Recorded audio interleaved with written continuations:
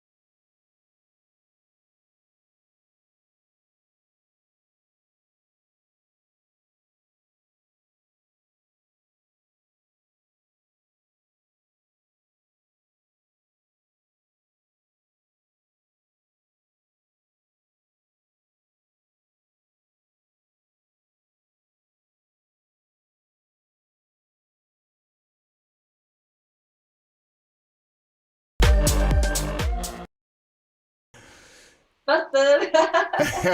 What a nice tune. Like, why is it called Windy Pipes?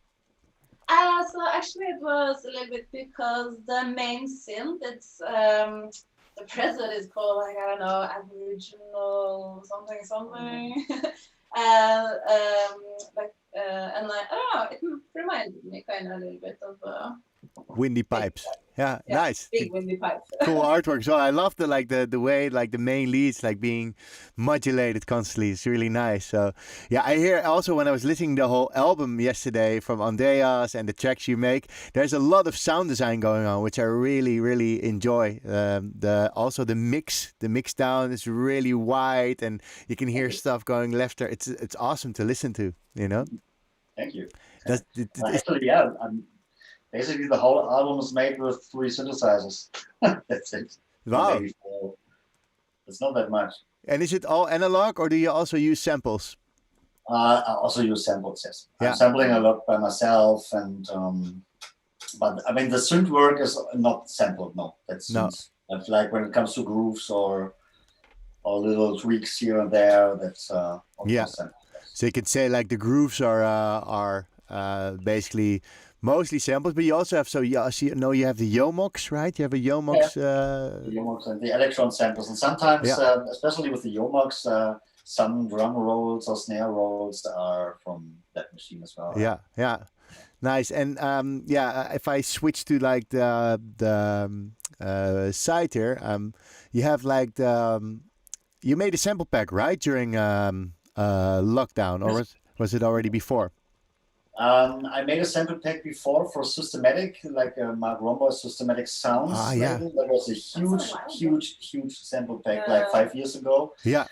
And after that, I said I never do this again because it's such a pain in the ass. It's so much work you can't imagine. Yeah, it's a lot of work. Yeah, I remember I was speaking to Joko earlier of like last year actually, and he was working on a sample pack. But it is a lot of work, you know. You have to really like sample stuff, cut stuff, make sure it's really good, and maybe process it. So per sample, there's a lot of stuff going in. The worst thing on the whole process to do a sample pack is, you actually like 80% of the stuff. Yeah, and we'll make tracks out of it. Yeah. So, do I keep it or do I put it on the sample pack? Damn. Yeah.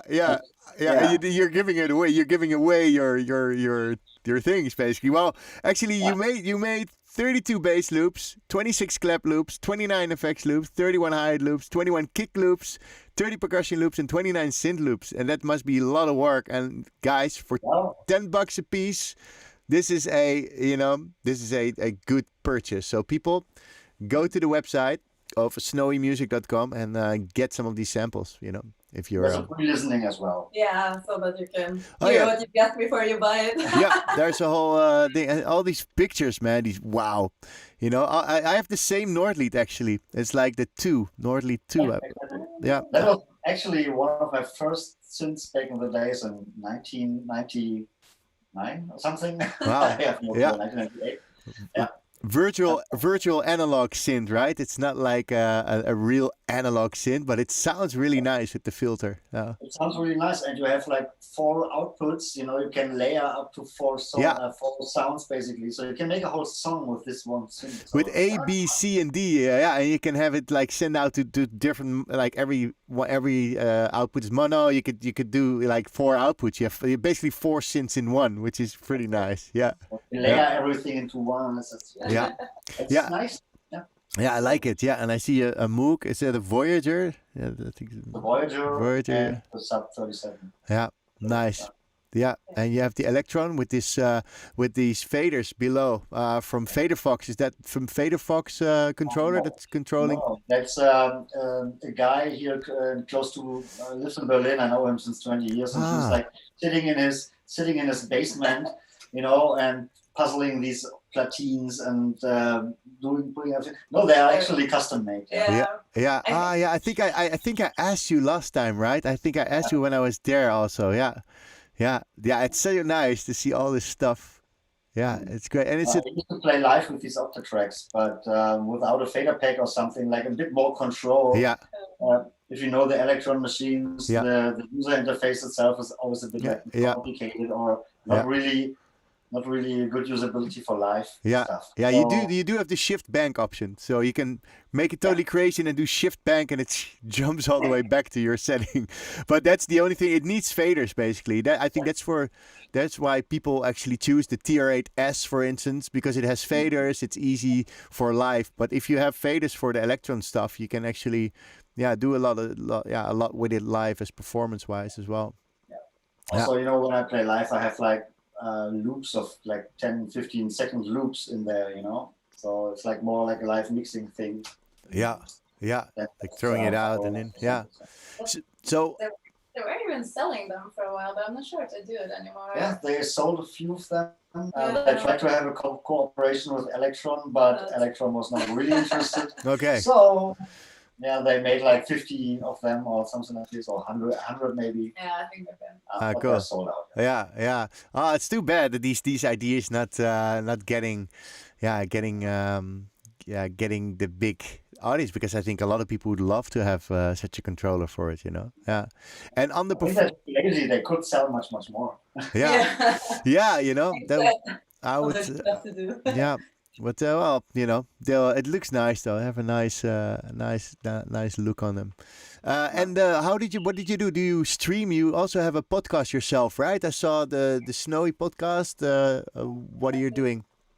So I think that was just a way to also kind of air a bit how we're doing at the moment, and play like a little bit few new tracks for people, tracks that we just found. Like, you still find music, search for music, make a lot of your own music. So it's nice to also like just have some tracks and talk about them and talk a bit about life. And we always have like great funny conversations together. So I thought we'd give the podcasting a go. And it's so nice. It's been like pretty funny. I really enjoy it. I was last week. I was at Knob Twiddlers from Speedy J, and he does like the Knob Twiddlers. And because Ableton 11 is coming, they also invited me to, as a certified trainer, to come and say something. So it's nice to be in all these sort of communities, And I think by sharing each other's stage, so to speak, you're actually still keeping everything alive, and we can reach people, So here somebody says, Derek says, I have nothing to contribute here except to say you guys are the best. Well, that's great. Derek Ashtray. What a great name also. And the screen is still flashing, but it's cool because you get to people can learn something. You can just hang out, and people can ask questions. So I already have a question for you if you want. So James McKeon, he's here more often. He says, what are your favorite synth plugins? Well, we both have the Arturia V5 collection. Yeah. So this is, as you can see, my studio is a bit less, what did you say? Equipped. Yeah. So I'm very depending on my plugins. So this Arturia collection is fantastic. Yeah, Arturia is nice. Everything you need there is great. I mean, for that price, it's actually, I think, the best plugin collection you can buy. Yeah. When it comes to instruments and synthesizers and stuff. Yeah, they also have the Buchla, right? You have all these old synthesizers. I think you have a real one. Did I saw one on the pictures? Yeah, I think there's one, right? Is that a Buchla or no? It's a Buchla Fiesel. They sound fantastic. Really sound fantastic. Yeah, so that's the Arturia there's the whole thing in there, like, and all the old ones. So James, you want to go for the Arturia? He says I love the Arturia stuff. I want to upgrade for the We don't get paid to say that, but I would definitely invest in it if you're looking for some nice synthesizer plugins. Yeah, then you got loads at one go, so buy the whole collection. So if we'd say native or Arturia, it's definitely Arturia. Well, yeah, it's definitely Arturia. Yeah, okay. Yeah. I mean, native is fantastic. I share with 2 colleagues. I'm sharing the complete native instruments. Yeah. We have like 3 licenses you can share, so we bought it together because it's quite an expensive thing. Yeah. And there's a lot of interesting stuff inside of Reactor, for example. I'm using the battery as a sampler, but also since 20 years now, or since they released battery. Yeah. Like I'm doing all my drum programmings with battery. But synthesizer-wise, like Massive or all these, I can't really work with it now. Yeah, I used to use Massive a lot, but the workflow of Massive just didn't cut it. And now I'm into Diva a lot. I really like the UAE Diva, and I tried Serum for a while, which just a synth that can do like so much. But like interface wise, the Arturia stuff is like very like classic. Like if you like hardware, then this is like a great way, because they have all these old synths like basically emulated, which works really nice. I think that's also that you still have a sort of like the same interface or something. I think it's more like this, you know. And but with Arturia, you know what you get. You know, you turn on the plugin, and you know you get the sound of this synthesizer. Yeah, that's it. Yeah. I turn on the Massive X, or is it Massive X? Yeah. I have no clue what I get. It's doing something there, and you have to think into the whole machine first. What's actually going on there? So it's nice, you know, to experiment and to do something completely different than usual, but it's a bit more like random. Yes, exactly. You know, the thing is with these native instruments things, if you turn down the reverbs, everything sounds shitty as well. Yeah. You know? That's with lots of digital stuff. Yeah. Yes, exactly. Yeah, it needs this chorus and it needs this reverb in order to sound. But that's what I always show to my students. I say, you know, if you make a patch in Ableton, it's not that Ableton is any worse than native or anything. It's just a digital synth. So if you would like add a reverb and a chorus and a delay, it already sounds super cool, you know. So that's really nice. So let's. So you made an album. So let's talk a bit about your album. You made it during lockdown, right? And it has a lot of tracks. I thought about like 15 or so. It was a plan since 2 years to do my album. We had this tour from Christmas 2019 until mid of March. Yeah. After that, I took a month or 6 weeks or something like this off to spend time in the studio to do the album. Yeah. So, and the lockdown started, and 2 days later I hit the studio. But at this point, you know, I've been thinking, well, that's the thing that maybe lasts 2 months, everything will be fine. Yeah. No, so I started doing music, but then, you know, it came a bit clearer that it's not over in 2 months. And then all my shows for the whole year got cancelled, and that was like, holy shit. It was a big shock, but still, I was so much into this album process that I actually had no time to think too much about the whole situation. No. So I stayed positive and did music, and this is what came out at the end. Yeah. Well, it's really because you now had the time. You didn't have to go in the weekend to fly somewhere. So you had the full time to produce, and you can hear it because. Sorry. Maybe. I mean, like you said. 6 weeks turned into almost a year. Yeah. But, So on the one side, you had a lot of time to like dive into the music, but on the other side, there was like not really many chances to test it out. Yeah. That's the thing, you know. Usually when I do a track, I play it at least 10 times somewhere on a stage. Yeah. And see the reaction or see how it works in the club. Then I go back to the studio, do some adjustments until it's working perfectly on the dance floor. Yeah. And DJ as well, you know. So I when I release a track, it must be working on the dance floor. I'm not producing music for somebody listening it sitting on the couch. Yeah, if it's dance floor music, This time with the album, because there was no chance to play it out. No trial period. No. Yeah, because I always noticed when I was playing a lot in the past, I had some tracks with a kick that was around like F or F sharp. They would be sounding great in the studio, but in the club it would be too much of low end. So I would, you know, like it can be if you're like really low and like 40 hertz with a kick, it can be maybe a bit too much or too subby in a club. So it's always nice to test it out on a real big system where you can actually see how your track translates. So yeah. So now you've made a few tracks. You're like, I'm not sure how these will sound on a big system, or did you just went for? I think you have enough Well, experience to make it sound good. I know how it sounds, but I don't know how it works. Yeah, yeah, it's how it Yeah. works, like People. music wise. Yeah. Well, I fell in love with Better. Sorry? I fell in love with Better of the album, the track Oh called. yeah, that one is so nice. I He's actually doing a lot with the singer at the moment, Stefan Krokman. yeah, Yeah. I can imagine. It's such a nice That's track, and I was going to the album, and the rest is like I love this, like it's very boombastic, it's very strong beats. I really like it, and then I hear this track, I was like, wow, and the synths go mad, and it's great. So I can't wait to play this one. So let's go check out this one. So this is Better. What's the name of the singer again? Stefan Krokman. Goedman. It's Stefan Krokman. Exactly. They have to check it out. People, check it out. Here we go.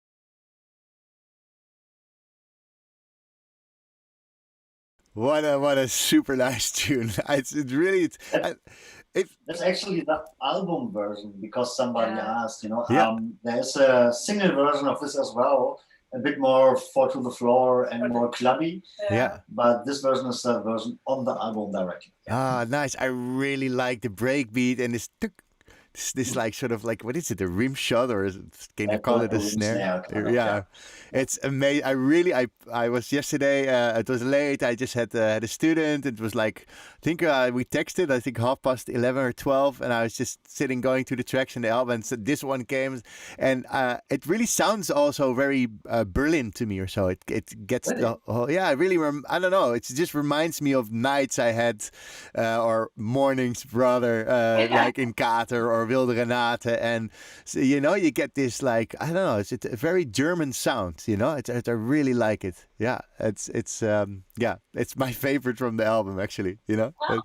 Yeah, I like it a lot too. yeah, Though. yeah, and the synths, you know, and everything sounds really well mixed and clear, you know. I can't wait to hear this in the club, actually. Yeah, so not of this one, but the club version took me like days to get the final mix down. yeah, sometimes it can be really bad, you know. And so you do all your mixes yourself in your studio. You have 3 types of speakers, I saw. Well, actually, just 2 types of speakers. The others are just deco. Okay. I have from 2 types of speakers, I have 4. Wow. And yes, it's this event 2020, and I have the version 1 and version 2 of these speakers. They released 2 different versions from them. Yeah. But, So 2 of them, the version 2 I don't use. It's just there. Just there for yeah. But yeah, you just need 2 good pairs that you can actually compare, and then you go to your kitchen or you go to the studio of Beth and listen there and see if it's yeah. And Beth, are you still using the push? Yes, I am. It's here, but it's not connected now because my laptop is there. Yeah. So it's but yeah, I still use it every now and then. It's perfect. It's perfect to put your glass of wine here. Careful. No, I really actually. But it's very shitty as a mouse pad. Yeah, it is. Yeah. That was like such a fun thing. I took it from our sessions together. This like whole like just flowing through creating like a track with push. Yeah, so. it's a cool interface, you know. It's at least it's better. It's a better of an interface than a mouse, I guess. You know, you can get some other ideas from just like playing around with it, you know. So it's pretty nice to use it here and there. I have to say that I also like lately been programming just a lot with the mouse, you know. And like it's been quite boring in my studio workflow. But foul, you say in Germany. The lazy way to do it. The lazy way to do it, yeah. Just like, let me program something, you know. Yeah, but it's cool. You can switch it up every time, you know. Use some controllers and then use some use some synths. We have in the studio in Amsterdam. We use a friend of mine. He has a Roland SH101, and he has like I think you have one as well. I think I saw a picture coming by as well. And so my friend has a he has the Roland SH101. My Nordlied is there. So when I go there, we sample all this stuff, and then you know, sampling is also cool because you get you're recording something, you get something. Oh, yeah, happy accident, as what's his name, Bob Ross would call it. So that's I think that's the magic of using hardware. But it's also just sometimes nice to chill out and just program some beats. You know, it's good. Yeah. So what is your what do you think it's gonna happen? Are you just gonna stay releasing music, or you're gonna wait with releasing music until this whole thing flies over? What's yeah? I don't know. No, I don't think like waiting with releasing the music is the right way to go either, because I mean it's finished now. Yeah. You know, so it's kind of like I don't even know, like to release it on, let's say when will things be back to normal, like in a year? Yeah. I don't even know if I like really am that much into it anymore. I mean, there are 2 points of view. There's a business perspective, definitely not releasing music, and there's an artist point of view where you say, of course you're releasing music. I mean, that's why I'm doing all this shit. Yeah. I just want to. Yeah. Of course, I want to like share it too. So. Yeah. Or make an ambient album. You know, get out of the Well, I've done a little bit of ambient the last months, but I don't know. My heart is with this like very, I don't know, positive and energy loaded music. You know. Yeah. I like enjoy music that makes me feel like happy and ecstatic. So that's of course. Yeah. So you need this bounce. Yeah.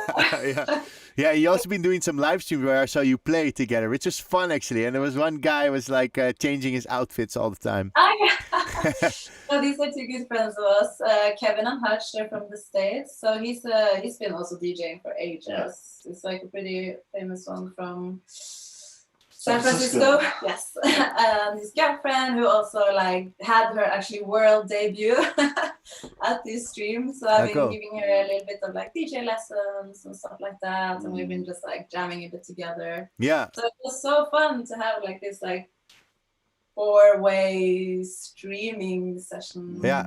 Yeah. It's good actually. Yeah. Yeah. We're going live now on Sunday again. Yeah. Like European time, Sunday morning. Yeah. And on next week, Wednesday, 22nd, we're going live for Desert Hearts. Yeah, we do like some live streams every now and then. Sure. It's still fun. I mean, it's not the same because you're not there, you know, in the moment with so much people sharing this like so intense emotions, but it's different. love music, so. You also find nice locations, because I did saw somewhere with a nice view you had, and the boat maybe. Yeah, the boat. Yeah. Those were like friends and colleagues. They're the same actually. Did like festival last year as well where we played. They have started a pretty nice like streaming DJ series. It's called Balcony Sessions, I think. And they actually managed to get some really nice locations. So they also did it in museums. Yeah. These are empty now, so you can just stream from a museum. Why not? Great idea. And also, let's say James is saying, did Andreas stream on Desert Hearts Twitch for over 24 hours straight or something? 16 hours almost. Wow. We did several streams. The last Desert Heart stream was 17 hours, 40 minutes. But I think he's talking about the one where you... I did one alone. For 16 hours, but with only my own productions. Oh, well, only your own music. Sick. You've nailed it. If you, he says legendary stream. Oh yeah, 17 hours says Disco Creek. Something like this. Yeah. Wow. That's.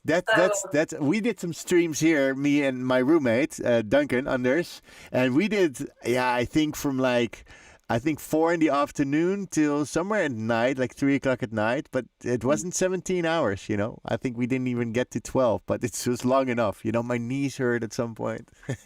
Yeah. You know. Wasn't planned to go that long. It was more like he's just gonna do, open and playing his own stuff. So when he stops, he stops. Yeah. I was like sitting there doing the cameras because we do have like different cameras and stuff as well for the DJ sets. And after like 8 hours, I was a bit like, ooh, damn, it's already 8 hours. So little did I know there was going to be 8 more hours. Yeah. Well, the thing is, we got a Twitch front page feature or something like this. And so we had like 20,000 people watching all the time. Oh, wow. Okay, it's a lot of people watching. It's actually a football stadium full of people. If it's like so, I would not stop. Yeah, we once had the same on Twitch. You can also get rated. We got we didn't have 20,000, but you get more people, and then you're like, you know what? Fuck it, we'll just go on for a bit. And we were hanging out, like chatting to the people, and we were fixing the room at the same time, like adding more lights. And I was like, oh, you know what? I have a cool lamp upstairs. I would run upstairs, get the lamp, and we'd like have like a chilled kind of stream. Yeah, it's so nice. I watched a bit back of what you've been doing, of course, because I have to prepare when my guests are coming. But it's nice to see that you guys are also just like me here. You're just still enjoying yourself and making most of what's going on, you know, just, doing what we do best, just making music and everything around it, And in that sense, I also think we've been quite lucky that we like stocked up on so much equipment before everything. Yeah. I think the CD players and everything we also have now for like 5, 6 CD players and stuff. 6 years? Yeah. 5 years, something like that. And of course, with this well-equipped studio, we have a nice sound system and everything. Yeah. So. Yeah, it's nice, and it's disconnected from the house there, right? So you can just have music without bothering people, which 24/7 pedal to the metal. Nobody complaining. Yeah. If we are inside this room, we can make music all the time, but they're outside. Yeah, then the neighbors will probably get Yeah. So that's crazy. 16 hours of production. Respect. Yeah, of course. Yeah. Yeah. Yeah, Andreas, man, you've been making a lot of music, and Beth, but Beth also makes a lot of music because we also have. Holy shit! You can't imagine. She could release 2 albums now. Oh wow! Like, just since the COVID period. She's been at it. Yeah. Music. Yeah, I think a lot of people actually went for it music-wise. I actually went back into making a lot of music because I didn't make music. I went all for this teacher vibe, but now I'm actually back in making a lot of music, and I really enjoy it. I think me and Ari are working on 7 tracks now, so it's nice. It's really cool to be back. So Beth, so when is your album dropping? I'm not sure if I'm like really there yet. So like releasing an album, I feel it's a big like step and a lot of you really put yourself out there kind of. Yeah, an album is a big step though. Yeah. Big step, yeah. But on the other hand, it's like so much different stuff now, and I don't know. Let's see. Yeah. It's still like swirling around in my head if I would even be up for like doing an album. But at least for now, there's gonna be like a few like EPs. Yeah. coming this year. And is the one Get Your Strange On? When was that released? Is that recent? It's not released yet. Actually, it's going to be released January 29th. I just got the mail today. Oh, we have a premiere on the label. My Techno Weighs a Ton. It's a Finnish label. Yeah. From Reginald is the label boss. His name. NIQW was his old moniker. Yeah, he changed his like alias last year or something. I don't know. Which is cool because it's, I don't know, do you know the label? No, and I don't know NIQW. It is. I was just thinking about how would you pronounce that? NIQW. Yeah, it's from this Dirty Bird era. It's like a little bit the same direction, yeah. Yeah, because more rough. Yeah, it's a bit rough. Yeah, My Techno Weighs a Ton is the name of the label. So, yeah. Yeah, because the sound of the track also is very like this boomy, low end, very Tommy kind of, very Dirty Bird kind of. I also had like a very intense love session with Toms over the last months. I don't know, like. So I think like actually all my productions at the moment, there's a lot of Tom work going on. But I think this song also has a bit like rougher. Yeah, I like it. Let's go have a listen to Get Your Strange On, and this lyric's very funny. This is something you play in the morning when it's getting a bit weird. But, exactly. when it's like it's been quite a while, and the day's starting, and people are gonna go, should I go to work or and then it gets strange. Partying. Yeah. Okay, let me check this out. Here you go.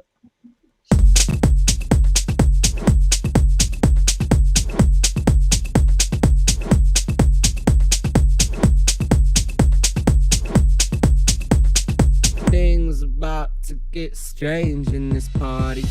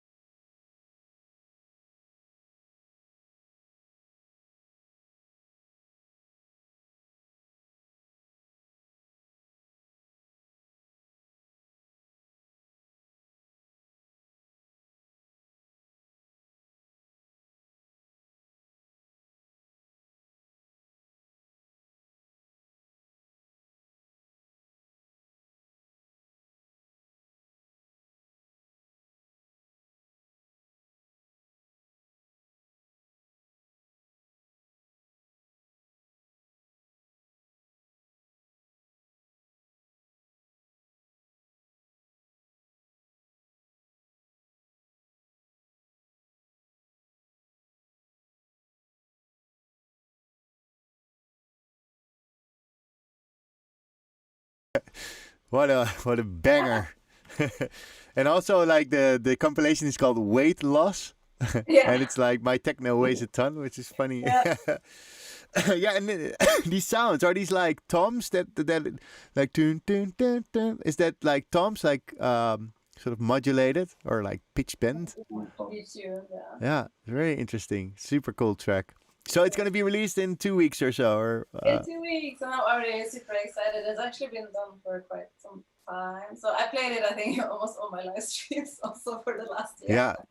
Yeah, that's the way to promote it now these days. So will it also be available then in your own web shop, or is that not because it's on a different label than Snowy? No, Yeah, it's a different label. Yeah, So yeah. we're not gonna Then you do. gotta- So it's gonna be in all the bigger platforms. Yeah, obviously. yeah. They also actually have a Bandcamp account. Oh, yeah. Yeah, yeah. But super excited to have this baby out. So let's see. Maybe I hear it, someone else playing it on a live stream. That's really cool that you get at some point. You get that's the new way, you know. So if you get a Beatport stream or something that somebody's playing and you go like, "Hey, I'm on a Beatport stream."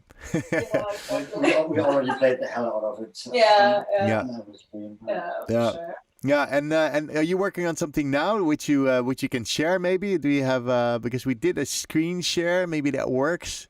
Yeah, we did a screen share. So this is like super rough because I only actually worked on it for some hours. Yeah, super rough is great. The rough stuff. The rough stuff. So actually, I really felt like making a track where I could use some Norwegian vocals. So I'm actually gonna just like skip a little bit like into it here. I hope everybody can see it. Yeah. It's we're live. Okay. There you go. Oh, it's cool. Yeah. Great. No, it's probably because my laptop is like finding there's a little bit too much action going on. Yeah. Yeah, Okay. it's hard because Zoom also takes Zoom takes like 50% of the whole thing. Sorry about that. Yeah, I'll try to like restart it. Yeah, That's the thing with these MacBooks. Yeah. The GPU, the graphic interface, is so bad. yeah. So bad. As soon as you have two different videos going on your screen, It goes. OBS streaming setups and stuff like this, my laptop is like lifting off. Yeah. I've got I bought one last summer, like a pretty new one, and it's also like all the time when I'm doing this. Like this one now as well, actually. Graphic interfaces are just horrible. Yeah. And Zoom takes because I do a lot of sessions, of course, with students through Zoom, and it really takes 50% of your CPU. Like you see, as soon as Zoom you start getting another video, as you say, it's like 50% of your full CPU, maybe even more percent, like 60% or something. It's ridiculous, you know. They should make it less heavy. Really like suffering at the moment.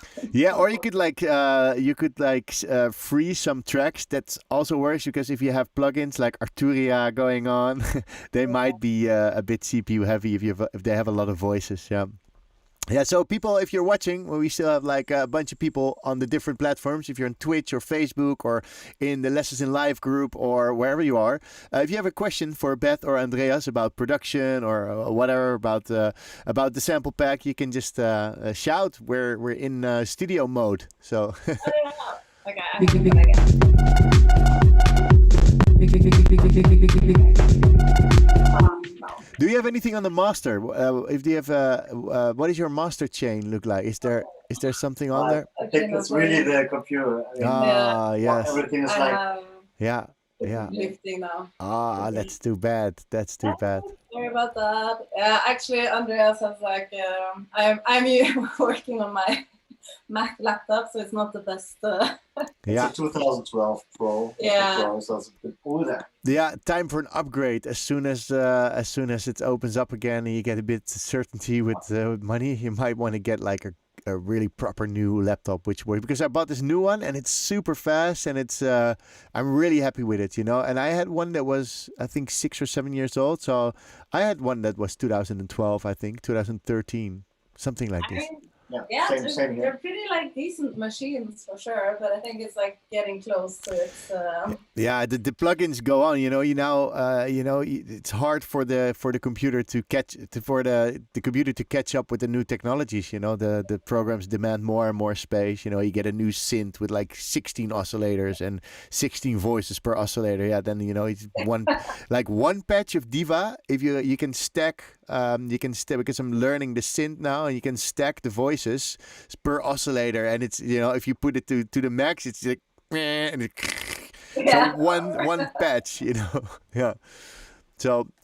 So yeah, time for an upgrade. But anyway, we still we still have the music. I have one more track. That's Checkboxes. That's the one that Andreas did with Victor Ruiz. I also really like that one. Also very very Dirty Bird kind of beat as well, like very boomy. That's a bit older. It's from my second 2017 album. Yeah. 2017. Yeah. Yeah, let's go back in the day. Yeah. Yeah, exactly. Yeah. I think it's Dirty, yeah. It's a bit dark and. What's it good? I don't know. You always have Yeah. The old ones are upgradable before 2015 MacBooks, but new ones you're more stuck with what you buy. Yeah, that's true, James. It could be. Yeah. Andreas and Beth back to back in the near future on the stream. Yeah. Maybe on Wednesday. Sunday, on Wednesday maybe. Yeah. No? Wednesday evening in the States, we're like going live with Desert Hearts again after the Mighty Lion, our dear friend, and also the head of one of the guys from the collective and label. Yeah. I guess it's gonna be on what's it?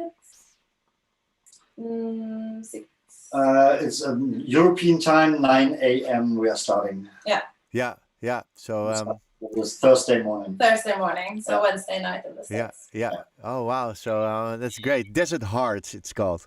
Cool. Yeah. And you We're have quite a fun crew. and it's gonna be on Twitch, right? So people can tune in through Twitch, and the link might be also on Snowy posted or on the. Yeah, we're gonna post it everywhere then. Sure. Maybe yeah. we even record it.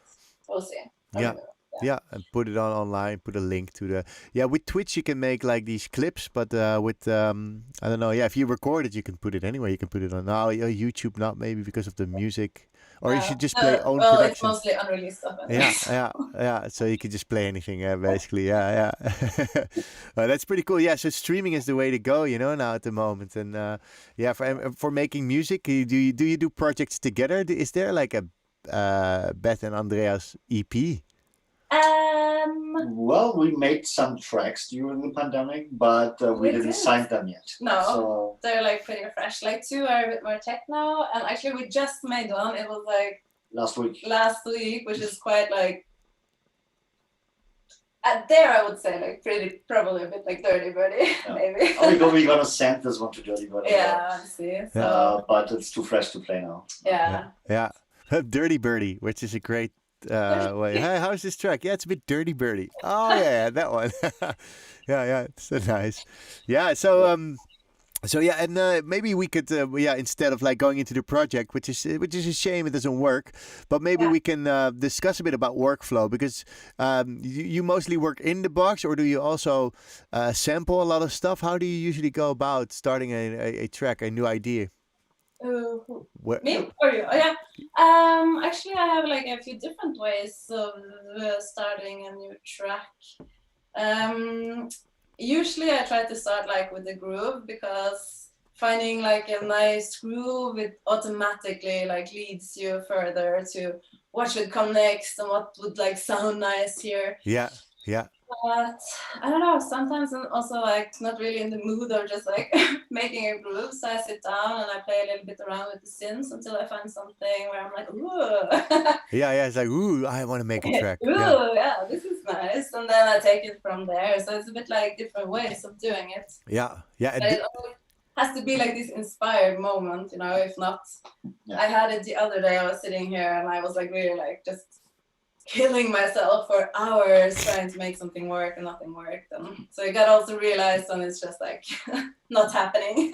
Yeah, that's usually the moment I start making sounds. If I'm not inspired, I just start making presets for myself. Like if I'm like not getting anywhere, I just start fooling around with a synth and do something I've never done before, and then start to try and make some sounds for the next time. And sometimes I end up making a sound and go like ooh, and then but it's nice. That's a good way. And how about you, Andreas? How do you usually start? Do you have a similar way or? I mean, you have your routines, of course. Yeah. But no, it depends so much on how you feel. I have like it's a 15-minute drive from my home to the studio, and in this 15-minute drive, I smoke a cigarette in my car and think about, okay, so how do you feel today? What's going on? And mostly it's like I go to the studio, turn on a synth, and screw some knobs until there is this ooh. This ooh. Yeah. And this one sound leads you to everything else. What's next? Yeah. You think, okay, this sound is, if you play this melody with this sound, that would be awesome. Okay, wow, this melody would fit, and now a bass, and now this groove, and then you have a track already. It's like, yeah. These are the best. If it flows like this sequence of events, it's the best. That you just start, you go, ooh, and I'm onto something. And then, and then suddenly you find like the best bass line ever. You go like, wow, yeah, exactly. This, and and if you're then looking for a hi-hat and the first hi-hat here is like, ooh, poof, then you're like really ready. You're onto something and it's going to be. It's not like that. Go get yourself a coffee and start from the switch. Yeah. Yeah. And then you come back, you hear it playing, go like, yes, good, busy. So I also like even sometimes have very uninspired days where I just sit and like click through like percussive samples. Yeah. And I'm just like, I just like make like a little like drum, right? With like different. Until there's a cowbell and there's the stuff. And then it's like, more cowbell, please. Yeah. You can always need more cowbell. We did a live stream with Nora Q and Anders here, and we had on the flyer less cowbell, more bells or something, because there's always too much cowbell. So we have a few people watching. Ari tuned in, Jordi's tuned in, nice. And there's a question: do you have a certain level you keep your kick at and mix other elements around it, or is it always changing? It's like around plus 250 decibel. Right. Plus 250 decibel. Well, in a 32-bit float, you can actually you can do that. Yeah. Well, it is actually somebody I called Jeffrey the Goose. He's like a mastering engineer, and I told him like, hey, if you do 32-bit in Ableton, if Ableton is 32-bit and you work and you export as 32-bit, you can actually distort it. I saw this on a Mr. Bill tutorial about bitrate, and he just distorts the whole output like decibels, and then he does that with a 32-bit, 24-bit, and a 16-bit. And in the new project, he loads them in. He brings down the volume, and the 32-bit is normal, and the 16-bit and 24-bit are ruined. And apparently, there's a whole mathematical thing about it that you can you have a bigger word length per sound, whatever. It's hard to explain. I'm not a mathematical person, but it's interesting that you can distort your master and send it to the mastering engineer, and he will still be able to do it as long as it's 32-bit floating point. It's crazy. Andreas is doing masterings as well, so he's like. Yeah, but usually nobody sends 32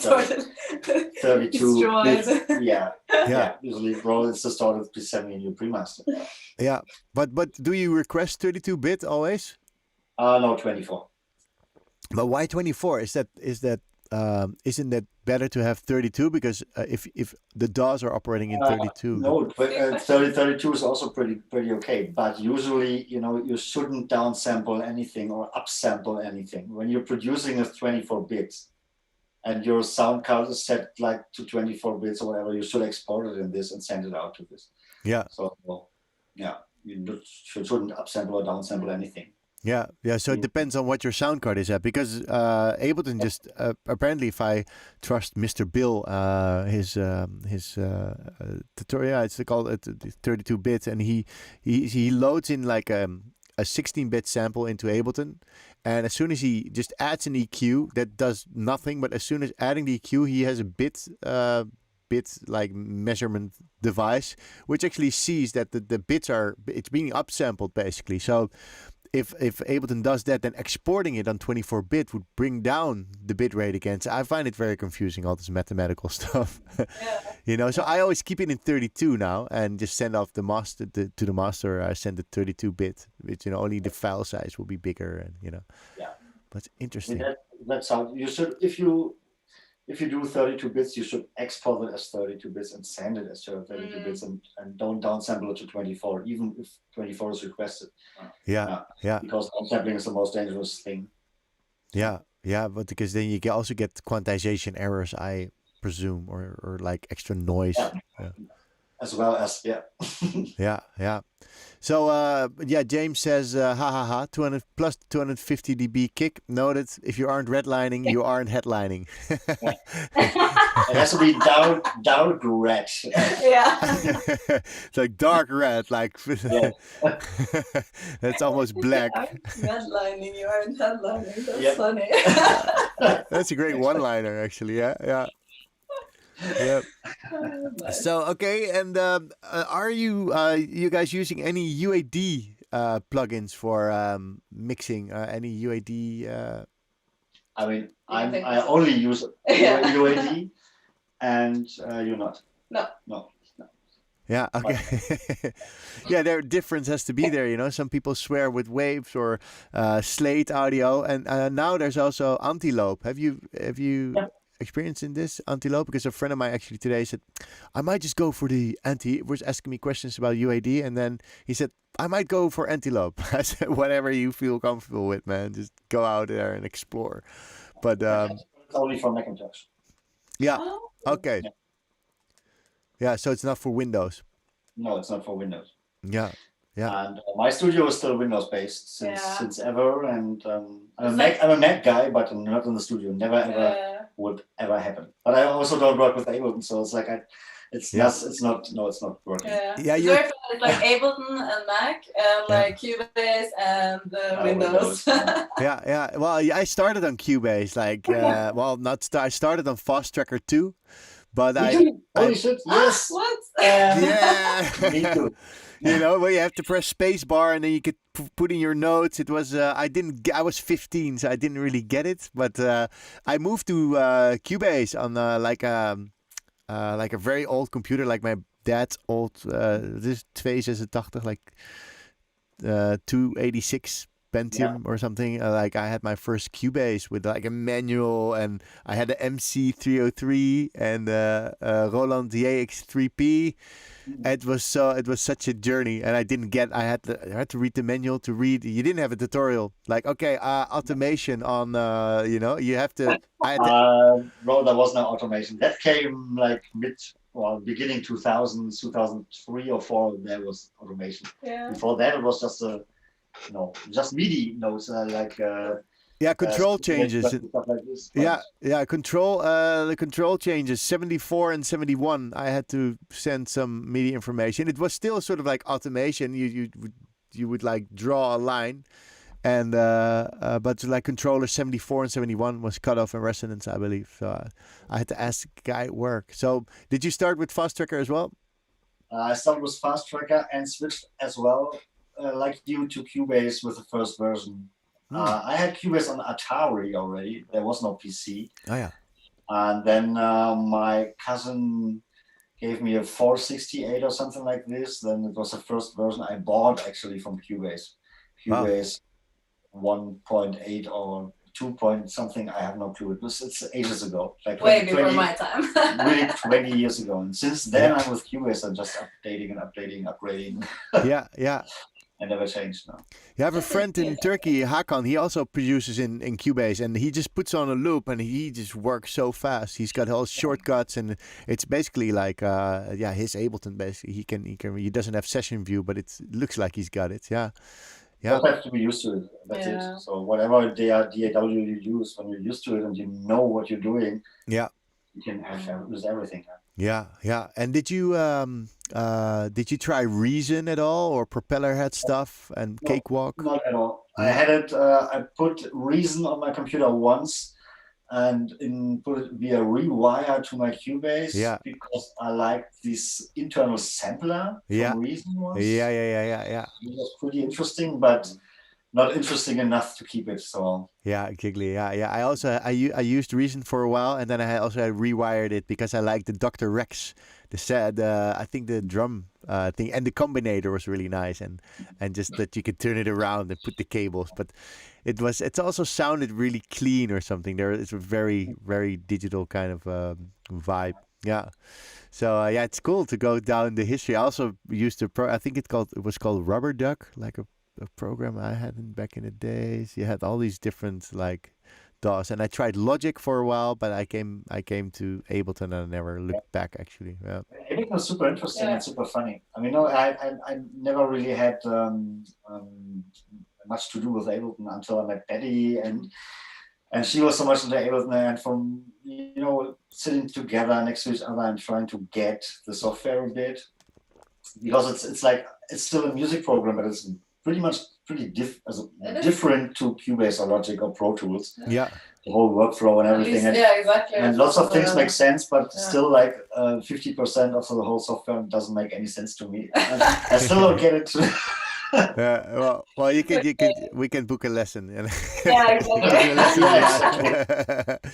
Yeah, well, it's just a different workflow, and I guess that if you're so used to Cubase, you can actually fly with Cubase, and for the main difference with Ableton is the session view, and I really like just to jam some of these and just jam the track together. That's I showed it to Beth as well how joyful that is. So to lay out the initial idea of the track, I really like the workflow. But on the other hand, if you've been making music for 20 years or longer, and you know how to arrange, you probably get the same result quite quickly, and you know what you want. But yeah, that's nice, interesting. And Beth, you started with Ableton when you got into making music. Well, yeah, like a bit more professionally. I started with GarageBand. Oh wow, yeah. That's how a lot of people actually start these days. GarageBand, yeah. But when it was time to say, okay, it's. You started on the violin. Yeah, true. I started on the violin and the piano, and then GarageBand, and then I discovered Ableton, and I think it was like a very nice beginning because it already has like some internal, like the compressor and the EQs and stuff like that. And if you want to go with Cubase, you obviously have to like buy all of it. So it was just in the beginning, it was just more like for testing it out a bit and like seeing what the program could do and what I could do with it. Yeah. And it started as a little bit of a difficult love story, I think, but now I wouldn't change it for the world. Yeah, nice. Yeah, because it's going raw. And do you still use your violin sometimes? Or No. No. Yeah, not the violin. No, I have a small piano here as well, like in the living room. Yeah. And yes. And the theremin. Mini from Moog also. Yeah. Is that the theremin, right? Or yeah. So you can use your hand. Yeah. Yeah, nice. Yeah, it's nice to use these things and see what you get. Yeah, cool. So yeah, let's see if there's more questions, people. If you have more questions, otherwise we're gonna wrap it up in a bit. So let's see if we get some more questions. We still have a bunch of people watching everywhere.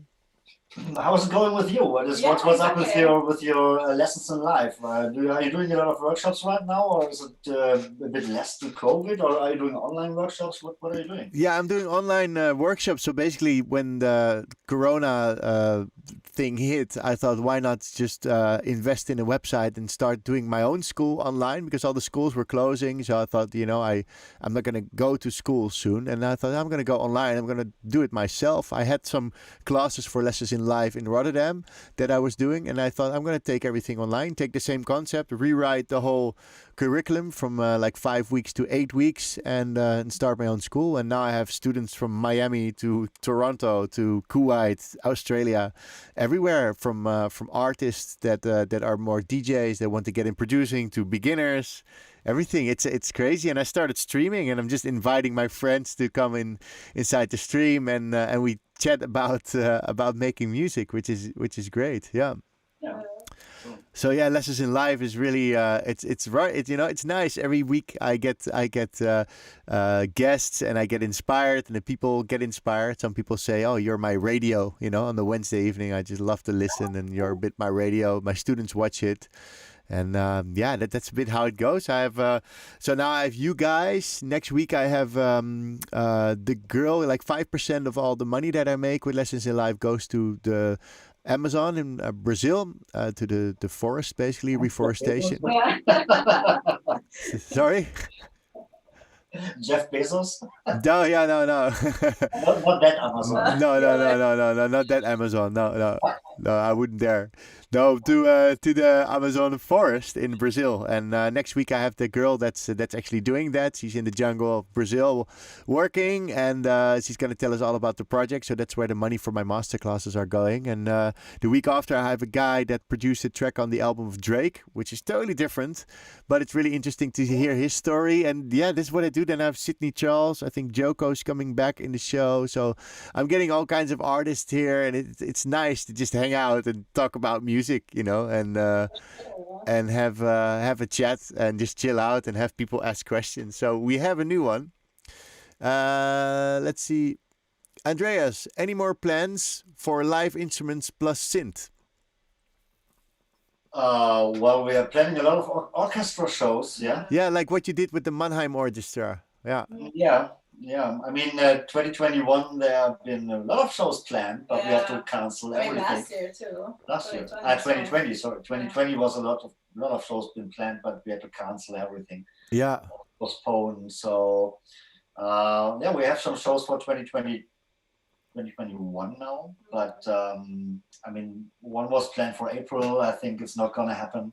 Yeah. Since the lockdown is definitely not over then. No, So yeah. I can't say anything right now because nobody knows what's going on with COVID.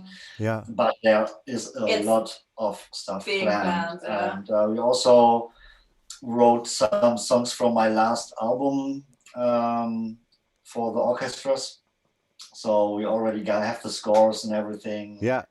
For big orchestras. So let's see. And you're gonna invite some people. Yeah, I'm doing a show in 2022 in February in Berlin, together with the Babelsberg Movie Orchestra. It's one of the best orchestras in the world. Oh, wow. Actually, I invited Tini Gessler from Elro to perform with me. Wow. And another good friend from our label Snowy Electronic. Super nerdy, fantastic musician. So the three of us are going to perform with the orchestra. Wow. Yeah. So it's like a club night with the orchestra. With an orchestra, that's great. And what do they play? Do they play like strings? And is it a particular like a full-on orchestra?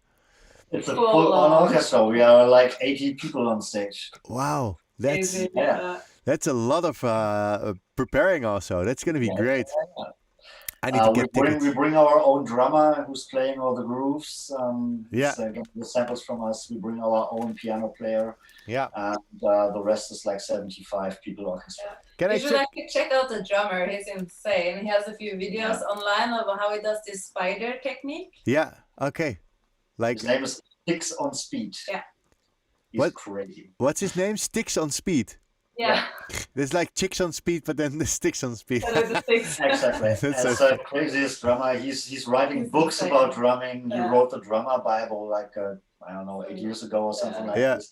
Crazy guy. Crazy dude, And can I check this online somewhere? Because I'm gonna check out your orchestra. Is there like a video from previous ones? Just YouTube it and type in "Synth Happens." Like shit happens just with a synth. Synth happens. And then maybe Andreas Henneberg Synth happens. And yeah. It's super nice. Synth happens. That's so great. Okay, that's cool. Yeah. So let's see. Blah blah blah. Do you guys know how to play keys well, or more inputting notes on computer, trying to take keys more seriously in 2021, not starting off too well? Lol. Okay, well you have almost a full year, James, to get into Don't it. give up. Yeah. You can do it.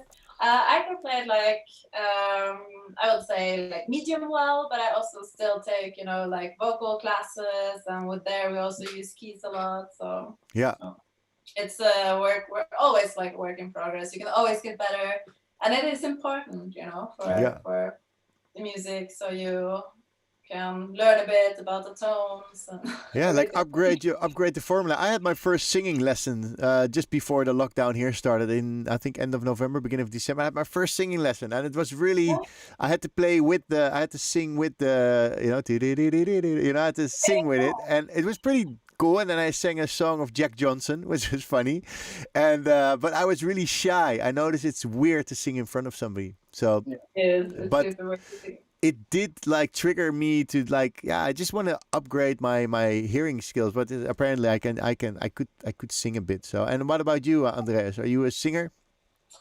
No, I'm definitely not a singer. I'm also not a keyboarder. I mean, I play keyboard, but I would never go on stage with my keyboard skills. No, I no. play with drums, I play with bass, I play with keyboard, but nothing like You play the synthesizer. nothing. What's not never on stage. No. Yeah, you play the synth, you play the oscillators. Yeah, exactly. Yeah, yeah, And when I'm in the studio, of course, I'm playing my stuff and recording it, but yeah. I would never go on stage and do that live. No, no. Yeah, I also find it different. I've done online streams where I would make music and I would try to play something, and then yeah, it's just weird, when there's people watching. It's always weird to make music, and and to like it's like freeze, It's weird. Okay, look at the questions coming. Everybody's going crazy now. So, Martin Carter, I think. Please bring bring a synth happens to Montreal, Toronto, if you can. I mean, I could, but who's paying for that? I mean, it's like of course, we can use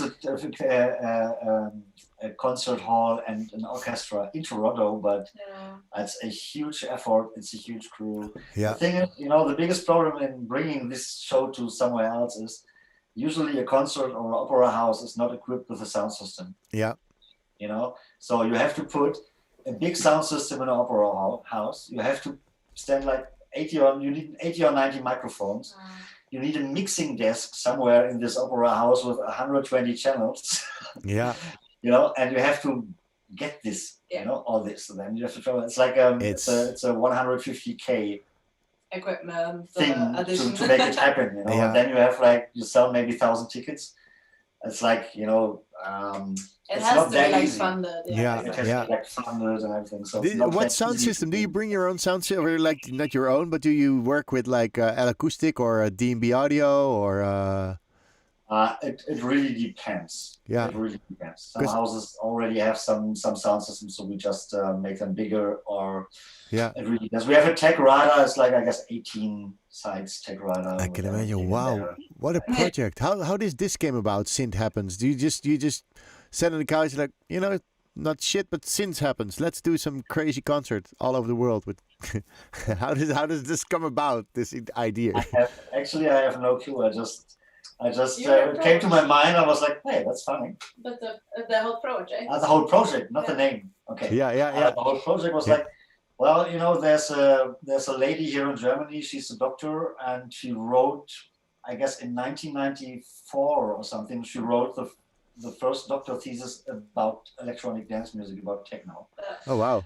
And straight after she finished her doctorate, she went into classical music and stayed there her whole life. And now she's 50 something, and is still loving techno. And came to the idea, okay, let's combine both worlds somehow. So and she called you.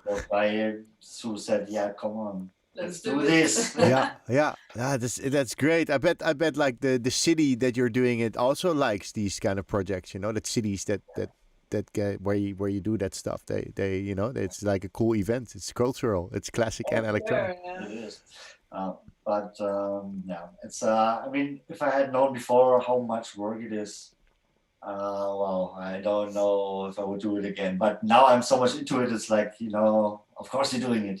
Yeah, yeah, It's a yeah. big thing. And also for an artist, it's like a dream comes true, when you play Yeah. with such a big orchestra in an opera house, and like, wow. Yeah, it's also challenging in a way. Like, okay, how am I gonna like connect these sounds? I think it's a really cool way to expand your The your hardest, the experience. hardest part is, to that's all my own tracks, and to get these tracks translated into the orchestra.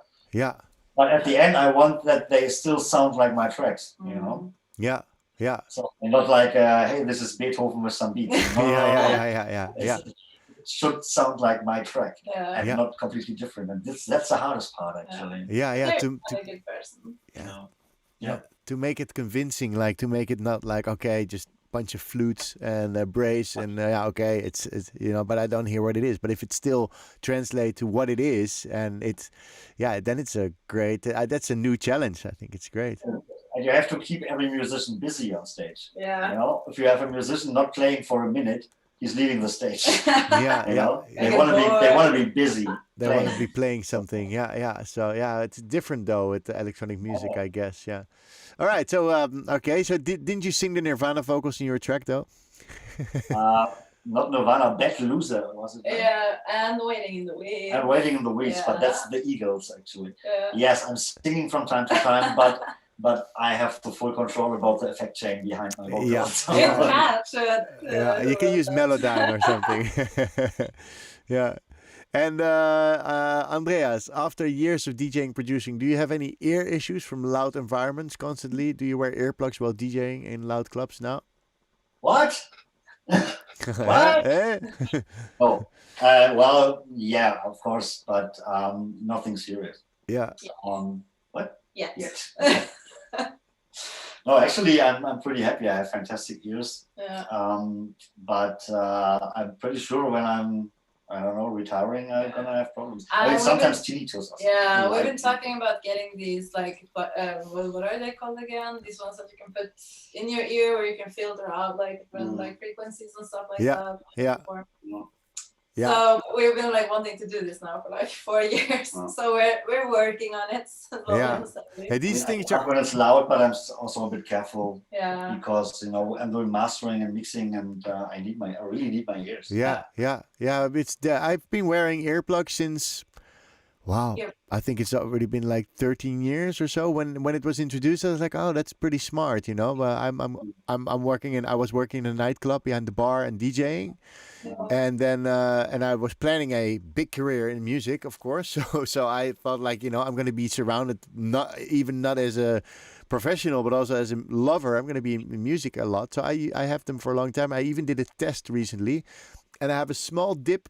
I think at 4K or something on my right ear, but it was nothing serious as well, said the doctor. So The brand are you using? Is it anything special? Or I have ACS Custom. I think they're in Holland and the UK. ACS Customs, and they're great. They have it. They measure your ear and they put some stuff in it, which I've always found really weird when they do that. You get like, it goes like inside. You go, it's a fucking weird feeling.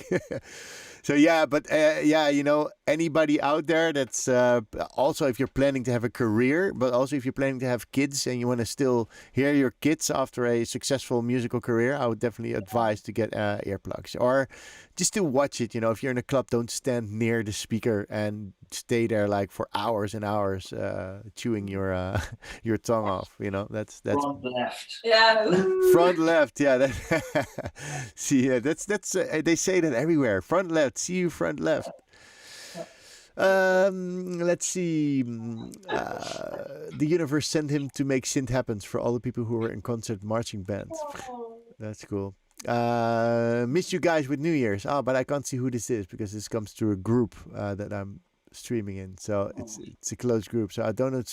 We will never know who missed you during New Year. It must be somebody in my group because I'm streaming into the Lessons in Live Facebook group, and then usually from these groups it's. Last New Year's. Last New Year's you were in Brazil at least. Last New Year's was Brazil, Universal Yeah. Paralelo Festival. Yeah. Oh, yeah, that was crazy. Yeah, good old times. Good old time. Yeah. Good old times. Oh man. All right. Yeah. So, there's another question coming in from Fiket Q. Huge fan of your song Hack. How did you create the song? How long did it take you? Which one? Hack. Hack. Hack. Or Yeah, hack, as you say in German. Yeah, it's a German word, hack. Hack. It's like Meat. minced beef. Yeah. I don't know. Hack. Check. Hack. Yeah. Oh, that's a good one actually. Where was it released again? Click Records. Ah, It's a Dutch label. Yeah. Click Oh yeah, Records. true. What's Click? Click. Yeah, It's- from it's a Dutch label from Amsterdam. Stefano Ricetta. Yes, exactly. Yeah. That interesting. Yeah, cool. So, and how long did it take you? And how did you create the song? Did you hack up some meat and? Not at all, but you know how it is. You know, you finish the song and then you have to be creative. Okay, how should I call that song now? But it's Yeah. a beautiful song. Yeah. Yeah. How did you make it? How did I make it? Yeah. I don't remember. It's actually Yeah. That's the No, thing. it's a year ago or something like this. even more. Really. I really need to check what actually in there. Yeah. Maybe we will do a new session at some point, and we will share some projects as well. Oh, by the way, the one that missed you was Rob Hess. Oh wait, because he was in Varum or what? Rob Hess? Where? Rob Hess? Rob Hess, yeah. Oh, that's 3 years ago. Oh, in Nuremberg. That was in Nuremberg in Germany. We played with Rob Hess and Kotler and Sadak, you, the Glitz. Oh, No. Wigbert? No. Egbert. Oh, Egbert. Egbert. Egbert or Wigbert? Oh, Oh, yeah. okay. That's 2 years ago. True. Okay, that was also crazy. In Nuremberg, they have a really, really big and nice club. It's called Die Raketa. Yeah. And the boss of the club, he is like a super crazy, super nice party person. Like he runs the club, but he also loves to party. And he invited everyone. We were like at their parents' place. And Yeah. that was like wild. Yeah, I can imagine. Yeah, nice. Yeah, Rob was. I did one session with Rob as well. We also did a remix competition with Pursuit. Maybe we can do a remix competition with Snowy this year. That would be cool. Yeah, that would be cool. If you're up for it, yeah. You know, we can check it out. Let's see. It would be great. You know, I want to launch some remix competitions this year. So it's nice to do something. We can get Ableton to throw some prize in. We can get Fab Filter offered to do a prize for the next one, so they can win like a Saturn plugin from Fab Filter. Can I join the competition?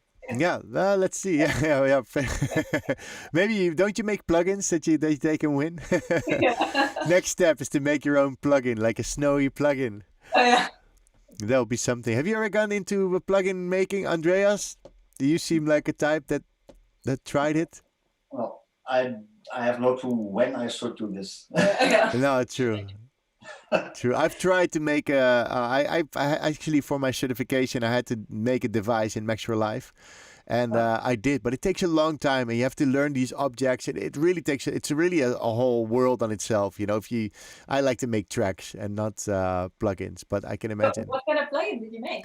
I just made a delay. Stuff, or? No, it's just I made a delay. Not like I did make a synth, but I think that's already could be like 16 years ago or something. I had a program called Synth Edit, which was basically I think before Reactor. It's similar kind of. I had these dots, I can connect them, and it was very easy. I could build a synthesizer, and I spent like a whole night building a synthesizer. And my girlfriend at the time came in and said, "You're crazy."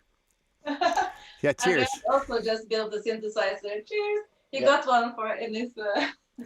Christmas calendar. I got an Advent calendar, and with transistors and LEDs and everything, like every day a small thing and shit. Oh. And then you have to put everything together, and at the end you have a synthesizer. Do you want to get it? With an ARP and everything. Is it a Dave Smith? He's gonna get it for you. I get it for you. Yeah, I'd love It was that. so fun. This is turning I into was like, yeah. yeah, exactly. we're gonna do some live music now. Yeah, this is turning into a great one. It's nice. I thought we were done like 20 minutes ago, but we did. Thank you everybody for the questions and sparking up this whole vibe. It's nice. Yeah, this is how it usually goes. You know, you think at some point like, okay, well, we're done, and then it gets turned on. So I'm really curious to this synth. Well, it's like this. Oh You wow! know? Oh wow! Yeah. Wait a second. I have to connect this. This is so great.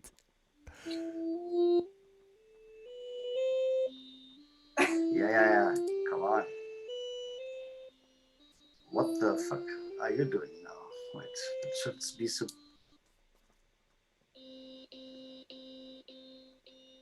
Yeah. Maybe it's broken again. No, it's not broken. I just have to. Yeah. Anyway, but has- it's, Yeah. it's it somehow has to it looks warm up. strange, but it's working. It's Yeah. making sounds. Oh, so you're gonna make a track with it? That's the thing. I just have to Thanks. get rid of the speaker and Yeah. somehow include it into my setup, and then Yeah. It But was funny. It was like every day, opening the calendar, getting like a little piece of it, a little button or a little like cable, and like connecting it. it's not getting more nerdy. and you got him the calendar? I got it from her. Right? That's a great present. That's super nice. Ah, that's insane. So nice. Yeah, these are the Yeah. things, Then you really know your husband. Well, Yeah. that's how it goes.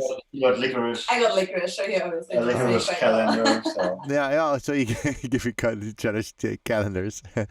All right. So we have okay. What's your most memorable experience DJing? Oh. Ooh, there's so many. The most memorable. I can like go for the most memorable maybe like last year, or like my top, like within my top 3 from last year, because there were not so many and this one really stood out. We were in Hawaii for a festival. Yeah. And I wasn't even like playing. Andreas was playing and I joined because I was playing later in San Diego. And the promoter was like, "Oh, Beth, you're here. Do you want to play?" And I was like, "Yeah, sure, I could play." And she's like, "We have this amazing after party in a penthouse. It's like 31st floor. They have like the whole floor and they build up like a club there." Oh wow. Yeah. So they were like, "Yeah, do you want to play?" Like, and we were like, "Yeah, we can even go like back to back. Like, fuck it." We were anyway super jet lagged, like always waking up at like 5 o'clock in the morning and didn't know what to do. So it was a perfect fit. So Yeah. Very spontaneous. I think was it even after he played in the club the day before, I think, and then we had like a day of chill, and then we went to bed and wake up at like 5 o'clock and went to this like huge. I mean, it must have been like 200 square meters or something like that. It was huge. Glass fronts all over, Yeah. and the sun was like rising like over Honolulu where we were playing like a back-to-back there, so that was actually quite fun. Oh, nice. I think that's a great story, and these are these adventures that you get when you are into. Look Yeah. behind us. Oh wow, that's a great view as well. It's a Yeah. fantastic That view. was fantastic. It Yeah. was super fun. Yeah, these are the moments, These are it's nice that you in your travels you get to do these things and experience these these adventures, which is nice. I Yeah. just give a shout out to Ecomo Mine Festival where this was. Yeah. Like if you're watching, we're still thinking. Thank about you. it. Yeah. Nice. So okay, yeah. He also asked, "What's the worst experience DJing too?" But yeah, I don't know. I don't know. Well, I blew up the whole sound system once. No shit. That was pretty funny. It was not actually. It's very memorable. Yeah. It was not my fault. It was like a big club sound system, and at one point there came like fire out of the speakers. Yeah. Wow. Like with every bass drum, it was like, and it took like I was like small pieces of the speaker fall out, and like the whole club was like, okay, what's going on here? Wow. And then there was one moment where like everything was like full on fire. Wow. Like, holy shit! It's crazy. Wow. Yeah, And that, actually pretty dangerous. what system? No, what system was it? Yeah. No, it's already 15 years ago or something like this. Yeah. That was really memorable. Holy moly. And, What a And story. horrible. and horrible at the same time. But it was really like, it is on video actually. Oh, it's a video also. Wow. It's somewhere on YouTube. I guess Andreas Henneberg burning of the sound system or fires. I have no clue. Something like this. Crazy. Yeah, the You system. search This, for it, you can find it. James says the system wasn't ready for 250 plus dB kick. That's it.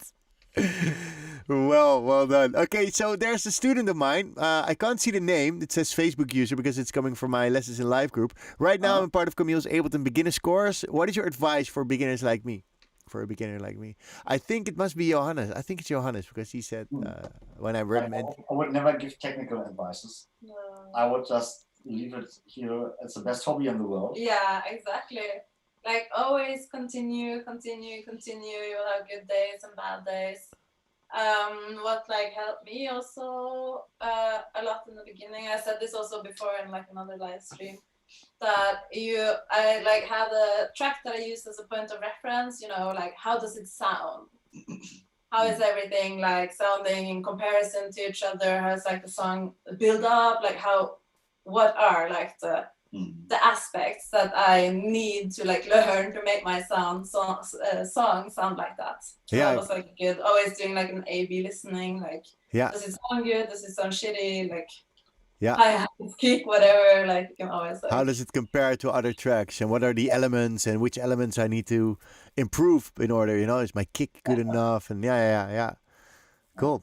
Yeah, and follow your heart, basically. follow your heart. Yeah. Follow your heart and always think that music is just the 50% of the whole thing. Yeah. Yeah, that's true. Yeah, there's also, you know, at some point if it becomes a business, it's a business. You know, it's also like work.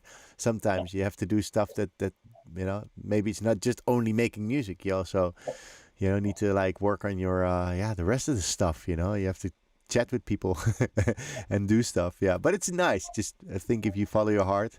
Yeah, it is Johannes. I thought it was Johannes. Nice. Yeah.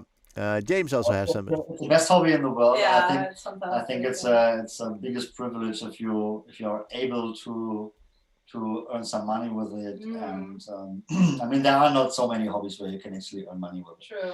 No, And exactly. you know, I'm doing this since more than 20 years now, and for me, it's still a hobby because it's not a job. And when it becomes a job, I think it gets Maybe uncomfortable. I don't yeah. know. Yeah, you know, myself, I at some point I was playing a lot in Holland a few years ago, and a bit abroad. And at some point I just it was also nightlife getting to me, like lots of parties, and I didn't feel comfortable anymore, so I just quit my agency and then started over.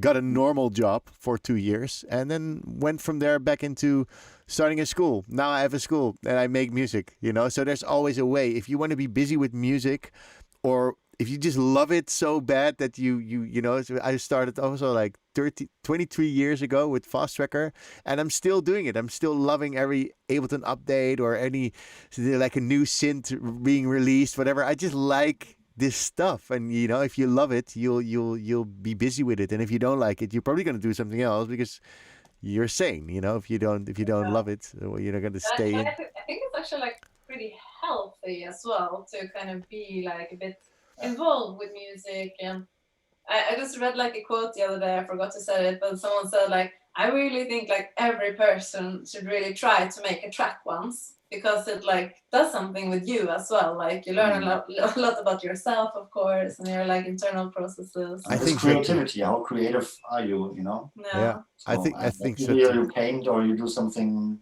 music-wise or something else really creative. I don't know. It's like a nice way to express yourself. Yeah, just have fun in life, you know. Do something creative, and then go look at it like, whoa, I just made it, or listen to it, you know, whatever you created. It's nice. A friend of mine, actually, the brother of my other roommate, he made like a whole thing of clay. He's claying like a surf guy under a wave, and he did a pretty good job. He said, well, I've never done it, but this guy can do anything. He can play piano, he can surf, he can skate. This guy's ridiculous. It's horrible having him as a friend. Jordi, if you're watching, it's horrible. But he knows how to do everything, which is great, but he just goes for it. He tries and he goes for it, and it's always something creative, you know. He also runs a music school, actually. Yeah, that's really nice. Yeah. And like the most important thing is obviously like don't give up, you know. As I said, even if there are bad days and you feel you're not like able to do anything, there will come better days. If Yeah, you if like you have push through it, exactly, and if you you will learn from it. if you have serious ambition, just keep going. Just always with anything in life, you know. If you have a bad day, just push on. You know, maybe you'll meet somebody nice, or something will happen, or somebody calls you, and maybe you want some money, or maybe whatever happens. You know, maybe you get some free days, whatever. Yeah, nice. Well, thank you guys for being in my show, and I hope you enjoyed it as well. And Thank you for inviting. Yeah, It was a lot of fun. I'm Yeah. still laughing about James' message. The sound system was not ready for the 250 decibel. yeah. Oh, sorry, but it's like still fun. That's a great like the circle is round kind of thing. Yeah. So I also has some good advice. Yeah, everyone says it's finish your songs. Yeah, finishing your songs is important. You know, keep it going. It's Let it go. yeah, That's yeah. Yeah. It's important to finish your song, but it's also important to know when it's not worth finishing. I think Yeah. Yeah. this is something I'm still struggling with. For instance, I finish a lot of shit. Yeah. Well, I would have one more major tip for producers or for newcomers or whatever. It's like you can't do everything by yourself. Sure. And that's yeah. that's a part that's really hard to learn, but it's like that. It's like I always like compare it to a painter. You know, you can paint a fantastic picture with oil and everything, but you suck in framing it. yeah. You suck in framing it. You know, you don't have to frame your fucking picture by That's a yourself. great analogy. Yeah. And that's the same with mixing and mastering and also releasing it. Like if you feel creative and you're a creative person, be creative, but don't care too much about technical issues. Yeah. Is a compressor right? Is the EQing right? No, be creative. Yeah. You know? The music needs to be right at first, and then you'll find out about all the rest. Yeah. You know, when you figure out like in the mixing process that the bass drum and the bass line is not getting together because the frequencies are clashing, then you still can change something. Yeah. But the creative process should be a creative process and not a technical process. Yeah. I think so too. Yeah. That's an important thing. You know, the biggest artists, like if you whatever Dubfire, all the big guys, you know, they're just doing sketches on their in their studios, and going to a big studio, and they are there finishing the tracks with mixing and even arranging and mastering them. So you don't have to do everything by yourself. Yeah. A lot of people actually use mixing engineers and you know to get it to the final stage. Yeah. Oh wait, there's one more question from James. Okay, James, this is the last one, and then I have to go pee. Speaking the truth, my last question is: if Circle was to ask you to do a set in space, are you going? Ooh. You know what? It's like not even 10 miles away from here, or 10 kilometers, whatever, from where we live. Space. Elon Musk just built the biggest Tesla factory in Yeah. Europe. So we would jump on his rocket and do it in space. exactly.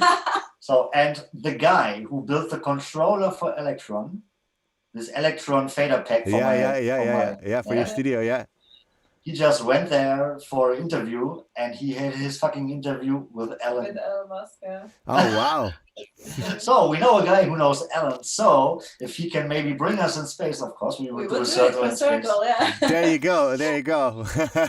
I would definitely watch the stream from space. I would definitely watch.